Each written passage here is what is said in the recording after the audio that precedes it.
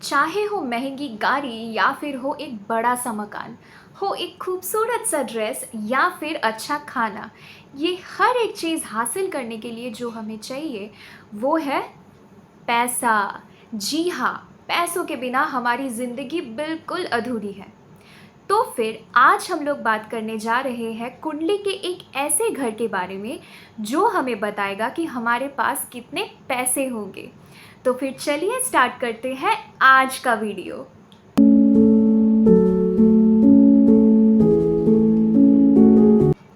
तो सबसे पहले हमें ये जानना है कि सेकंड हाउस यानी बर्थ चार्ट का जो दूसरा घर है उसका क्या सिग्निफिकेंस है। अगर हम एस्ट्रोलॉजी की बात करें तो सेकंड हाउस को हम लोग धन भाव भी बोलते हैं। इसका जो डायरेक्ट कनेक्शन या फिर सिग्निफिकेंस होता है वो है हमारे वेल्थ से, हमारी फैमिली से, हमारे खाने से और हम लोगों के साथ कैसे बातचीत करते हैं या फिर हमारे मोड ऑफ कम्युनिकेशन से। तो सेकंड हाउस से हमें ये पता चलता है कि हमारी फाइनेंशियल स्टेबिलिटी कैसी होगी, हमारे पास कितने पैसे होंगे और अगर पैसे हो भी तो क्या हम उस पैसे को रख पाएंगे अपने पास, क्या वो पैसा हमारे पास ठहरेगा या फिर किसी न किसी कारणवश शायद कोई रोग हो या फिर किसी भी खर्चे की वजह से हमारे पास से वो पैसा निकल जाए। दूसरी सबसे इम्पॉर्टेंट चीज़, सेकेंड हाउस हमें बताता है कि हमारा फैमिली बैकग्राउंड कैसा है या फिर हमारे फैमिली मेंबर्स के साथ हमारा संबंध कैसा है। थर्ड इम्पॉर्टेंट चीज़ वो है कि हम लोगों से कैसे बातचीत करते हैं, क्या हमारी वाणी मधुर है या फिर हम लोग रूड हो जाते हैं कभी किसी से बात करने के लिए। तो ये हर एक चीज़ हमें सेकेंड हाउस के माध्यम से पता चलता है। तो अभी हम लोग बात करने जा रहे हैं एक बहुत ही इम्पॉर्टेंट टॉपिक के बारे में कि कौन सा प्लैनेट सेकेंड हाउस में अच्छा फल देगा या फिर कौन सा प्लैनेट सेकेंड हाउस में खराब फल देगा। पर इससे पहले आपको जो करना है वो है कि आपके पास आपकी खुद की जो जन्म कुंडली है या फिर एस्ट्रोलॉजिकल बर्थ चार्ट है वो खोल के बैठ जाइए और अपना पूरा ध्यान लगाइए अपनी कुंडली के सेकेंड हाउस यानी द्वितीय घर के ऊपर।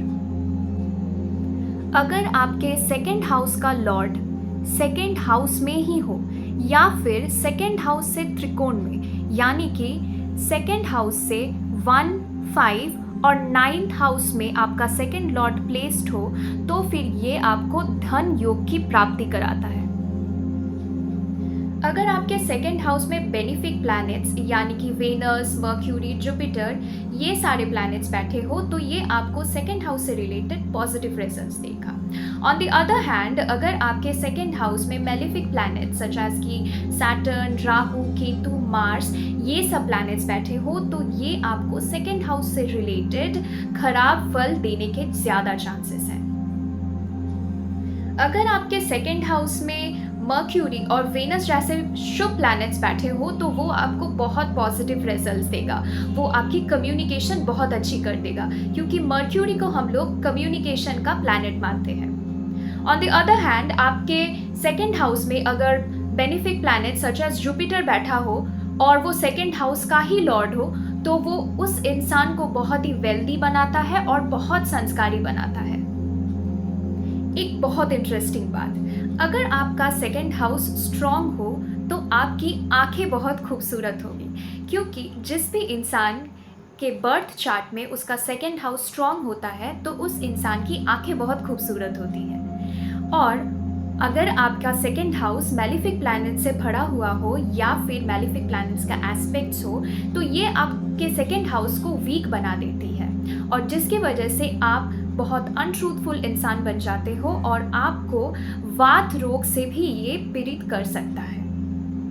तो अब तक हम लोगों ने जाना कि हमारे कुंडली का जो दूसरा भाव है वो एग्जैक्टली क्या सिग्निफाई करता है।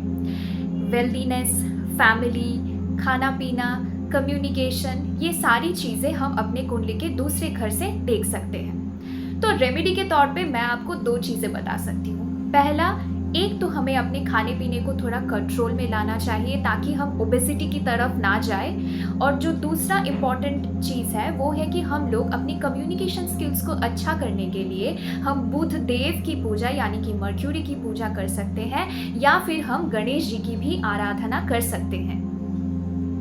तो आज का हमारा वीडियो बस यही तक था। कमेंट सेक्शन में ये बताना बिल्कुल मत भूलना कि आपका दूसरा घर क्या कहता है।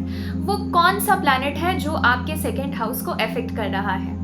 और अगर आपको ये वीडियो अच्छा लगे तो फिर लाइक, शेयर और सब्सक्राइब करना बिल्कुल मत भूलना। तो फिर मिलते हैं हम लोग अगली वीडियो में, जहाँ पर हम लोग कुंडली के थर्ड हाउस यानी हमारे पराक्रम भाव के बारे में बात करेंगे।